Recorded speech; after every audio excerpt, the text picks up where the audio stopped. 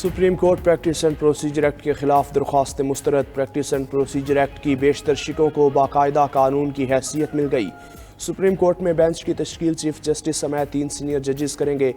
Article 184(3) کے مقدمات پر کم از کم 3 ججز پر مشتمل بینچ سماعت کرے گا۔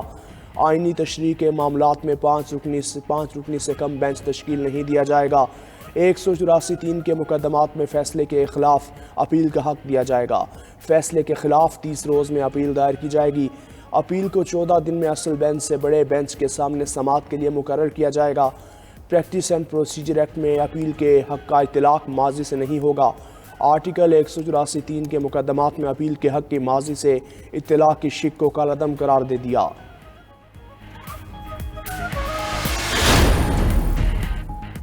پریکٹس اینڈ پروسیجر ایکٹ کے خلاف درخواستیں 10-5 کے تناسب سے مسترد۔ سپریم کورٹ کے فل کورٹ کے 15 ججوں نے کیس کی سماعت کی۔ 10 ججوں نے پریکٹس اینڈ پروسیجر ایکٹ کے حق میں اور 5 نے مخالفت میں فیصلہ دیا۔ ماضی کے مقدمات میں اپیل کے حق سے متعلق 9-6 کے تناسب سے فیصلہ دیا گیا۔ چیف جسٹس قاضی فائز عیسیٰ نے 4 صفحات پر مشتمل فیصلہ سنایا۔ کہا چیف جسٹس کے اختیارات کے بارے میں قانون سازی درست ہے۔ جسٹس فائز عیسیٰ نے مزید کہا وکلاء نے اچھی معاونت کی، شاید لائیو کوریج کو جاری رکھیں۔ فیصلہ تکنیکی تھا اس لیے تاخیر ہوئی۔ فیصلے کی وجوہات بعد میں جاری کی جائیں گی۔ نواز شریف اور جہانگیر ترین کو پریکٹس اینڈ پروسیجر ایکٹ سے فائدہ نہیں ہوگا۔ ماضی میں از خود نوٹس کے تحت دیے فیصلوں کے خلاف اپیل کا حق نہیں ملا۔ قانونی ماہرین کے مطابق نواز شریف اور جہانگیر ترین نااہلی کے فیصلوں کے خلاف اپیل نہیں کر سکیں گے۔ حافظ احسان احمد بولے کہ نواز شریف پاناما کیس میں نظر ثانی کا حق استعمال کر چکے۔ سلمان اکرم راجہ کہتے ہیں کہ قانون کی سیاسی اہمیت ہی نواز شریف کی اپیل کے حوالے سے تھی۔ سپریم کورٹ نے تسلیم کیا، پارلیمنٹ نے آئین کی حدود میں قانون سازی کی، طے ہو گیا پارلیمنٹ سپریم کورٹ سے متعلق قانون سازی کر سکتی ہے۔ پریکٹس اینڈ پروسیجر ایکٹ سے متعلق سپریم کورٹ کا فیصلہ خوش آئند ہے۔ سابق وزیر اعظم شہباز شریف کہتے ہیں کہ ماہرین کے مطابق ماضی کے فیصلوں کے خلاف اپیل کی شق کا نواز شریف پر اثر نہیں پڑتا۔ یہ ایکٹ سپریم کورٹ کے کام کو جمہوری بناتا ہے اور پارلیمنٹ کا بھی احترام کرتا ہے جو عوام کی نمائندگی کرتی ہے۔ اسپیکر قومی اسمبلی راجہ پرویز اشرف کا بھی سپریم کورٹ کے پریکٹس اینڈ پروسیجر ایکٹ کے متعلق فیصلے کا خیر مقدم۔ کہا پارلیمان کی قانون سازی کو برقرار رکھنا آئین کی بالادستی کا فیصلہ ہے۔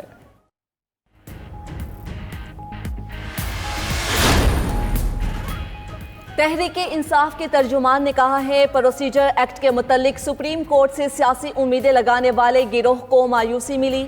این آر اوز کی چھتری تلے سیاست کے خواب دیکھنے والے مجرم کے لیے واپسی کے اعلان سے پلٹنے کا وقت ہو گیا۔ سپریم کورٹ نے قانون کا ماضی سے نفاذ روک کر مجرم کی نااہلی اور سزا پر مہر تصدیق ثبت کی۔ نواز شریف کا وطن واپسی کا سفر، لندن سے سعودی عرب پہنچ گئے۔ سابق وزیر اعظم نواز شریف کو لندن میں ایون فیلڈ سے کارکنان نے گرم جوشی کے ساتھ رخصت کیا۔ نواز شریف حجاز مقدس پہنچ کر عمرہ ادا کریں گے۔ نون لیگ کے قائد کی سعودی حکام سے ملاقاتیں بھی متوقع۔ نواز شریف سعودی عرب کا دورہ مکمل کر کے 17 یا 18 اکتوبر کو دبئی جائیں گے۔ 21 اکتوبر کو وطن واپسی ہوگی۔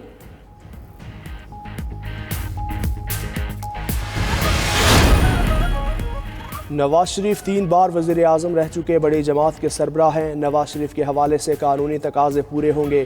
نگراں وزیر اعظم انوار الحق کاکڑ کہتے ہیں کہ وہ اب بلوچستان عوامی پارٹی کا حصہ نہیں، کسی سیاسی جماعت میں دوبارہ شمولیت کے متعلق سوچا نہیں، کابینہ میں کسی جماعت پر پابندی کی بات نہیں ہو رہی، فری اینڈ فیئر الیکشن کو یقینی بنائیں گے۔ معاشی چیلنج سے پاکستان کے وجود کو خطرہ ہے۔ سابق حکومتوں نے کرنسی سمگلنگ روکنے پر توجہ نہیں دی۔ ایف آئی اے اور کسٹم ٹھیک کام کرتے تو فوج سے مدد نہ لینا پڑتی۔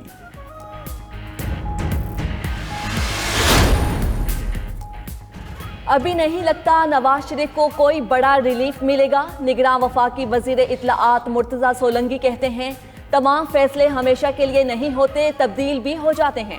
اگر کوئی ترمیم کرے تو پارلیمنٹ سپریم ہے۔ مستقبل میں کیا ہوگا اس سے متعلق کچھ نہیں کہا جا سکتا۔ ہو سکتا ہے مستقبل میں ترمیم سے نواز شریف کو فائدہ ہو جائے۔ کسی کے ساتھ ناانصافی ہوئی تو اسے انصاف ملنا چاہیے۔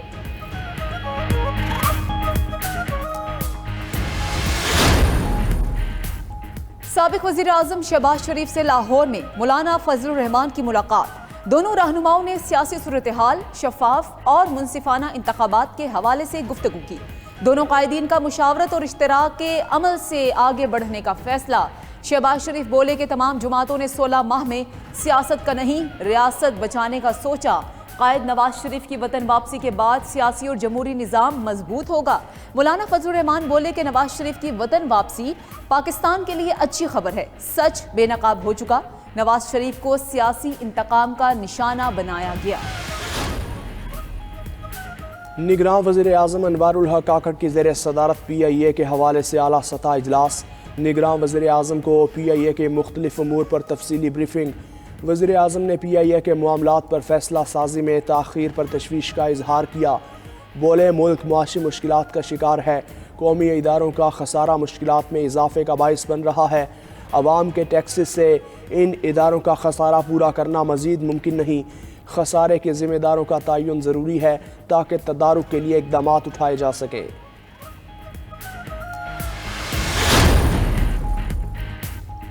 بجلی چوری میں بجلی تقسیم کار کمپنیوں کے ملازموں کے ملوث ہونے پر ایکشن۔ وزارت توانائی کا کارروائی کے لیے ڈی جی ایف آئی اے کو خط۔ کہا 3 ڈسکوز میں بجلی چوری میں ملازموں کے ملوث ہونے کی تحقیقات کی ضرورت ہے۔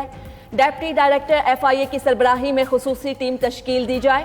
وزارت توانائی کی ہیسکو، پیسکو اور سیپکو کے ملوث عملے کے خلاف کارروائی کی ہدایت۔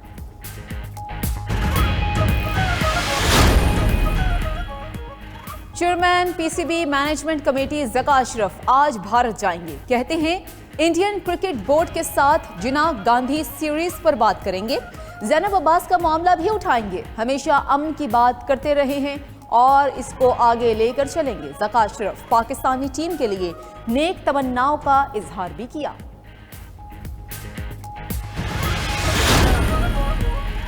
قومی کرکٹ ٹیم بھارت کے خلاف جیت کا عزم لیے حیدرآباد سے احمد آباد پہنچ گئی۔ کھلاڑیوں نے احمد آباد روانگی سے قبل ہوٹل سٹاف کے ساتھ تصاویر بنوائیں۔ ٹیم کو شری لنکا کے خلاف میچ میں ورلڈ کپ کا سب سے بڑا ہدف حاصل کرنے پر طیارے میں سرپرائز کیک پیش۔ قومی ٹیم کے احمد آباد پہنچنے پر بھارتی میڈیا کی بڑی تعداد وہاں پہلے سے موجود تھی۔ کھلاڑیوں کا ہوٹل میں پہنچنے پر شاندار استقبال۔ قومی ٹیم آج احمد آباد کے اسٹیڈیم میں پریکٹس کرے گی۔ احمد آباد میں پاکستان اور بھارت کا میچ 14 اکتوبر کو ہوگا۔